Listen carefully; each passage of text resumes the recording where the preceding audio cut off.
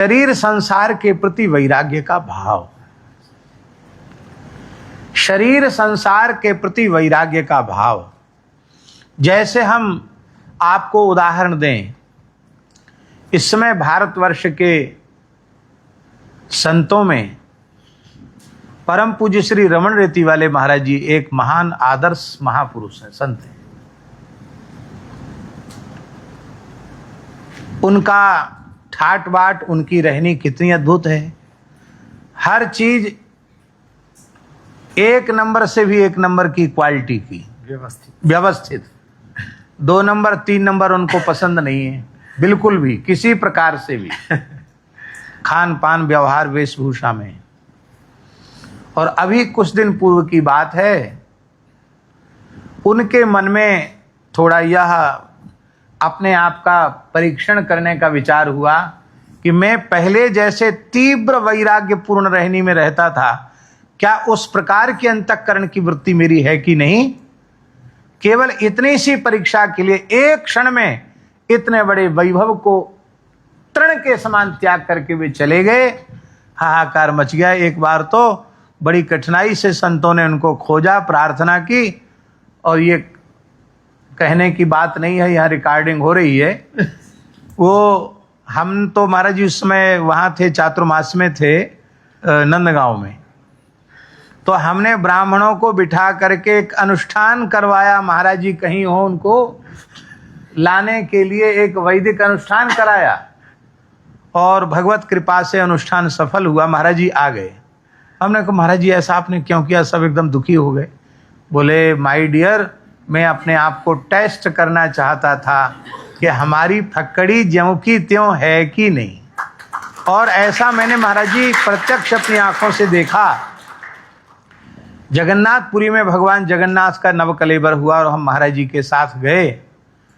और वहाँ से जब रथ यात्रा का समय था, जब वहाँ से लौटे तो वही पुलिस की तो मजबूरी है, इतनी लाखों की भीड़, वहाँ वाहन पहुँच नहीं सकता। तो प्रवेश किए दूसरे द्वार से और निकले दूसरे द्वार से, और वहाँ से लौट के वहाँ तक पहुँच नहीं सकते थे।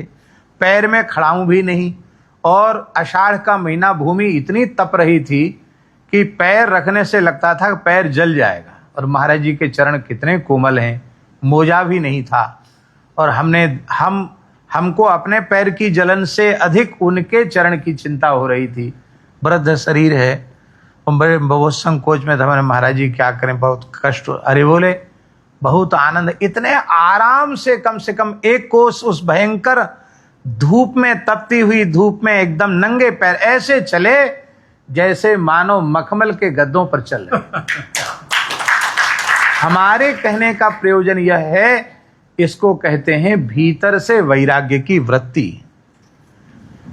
दुनिया में श्रद्धेय स्वामी जी के संबंध में बहुत से लोग बहुत से तरह की बातें करते हैं, और तो उसके लिए तो क्या कहते हैं, अभिव्यक्ति की आजादी है ना, क्या कहते हैं उसको स्वामी जी? लेकिन फ्रीडम ऑफ स्पीच है, फ्रीडम ऑफ स्पीच जी। लेकिन हमसे अधिक आप लोग अनुभव कर रहे होंगे, भगवान ने जिन्हें ऐसी अद्भुत अनुपम सामर्थ्य दी है, उनका निजी जीवन कितना अद्भुत है, अनुपम है। किस प्रकार से अत्यंत सामान्य रहनी से पूज्य स्वामी जी रहते हैं, और इनका जीवन का एक एक पल केवल सारे संसार के कल्याण के लिए।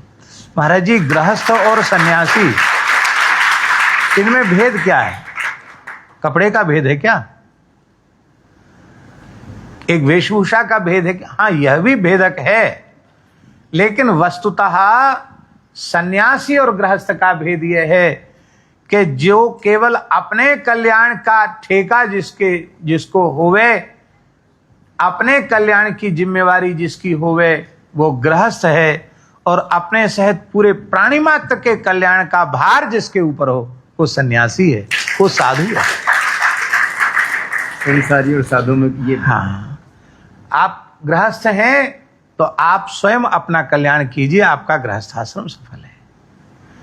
लेकिन आप लोग केवल अपना कल्याण करने के लिए सन्यासी नहीं बने हैं, अपने सहित स्वयं का तो कल्याण करना है। जिस कुल में, जिस खानदान में, जिस गोत्र में जन्म हुआ है, उस पूरी पीढ़ी दर पीढ़ी का कल्याण करना है। और इतना ही नहीं, अपनी उपस्थिति से अपने सहित पूरे विराट का कल्याण करना है, पूरे विश्व का कल्याण करना है। सन्यासी का जीवन अपने लिए नहीं होता है, सन्यासी का जीवन सर्वजन हिताय सर्वजन सुखाय होता है। इसी को कहते परोपकाराय सताम विभूतयः। सज्जनों की विभूति परोपकार के लिए होती है। आप लोग कहेंगे क्या गृहस्थी ये काम नहीं कर सकता? कर सकता है, और गृहस्थ करते हैं, इसमें कोई संदेह की बात नहीं है। एक से गृहस्थ महापुरुष हुए हैं जिन्होंने अपने सहित सबका कल्याण किया है।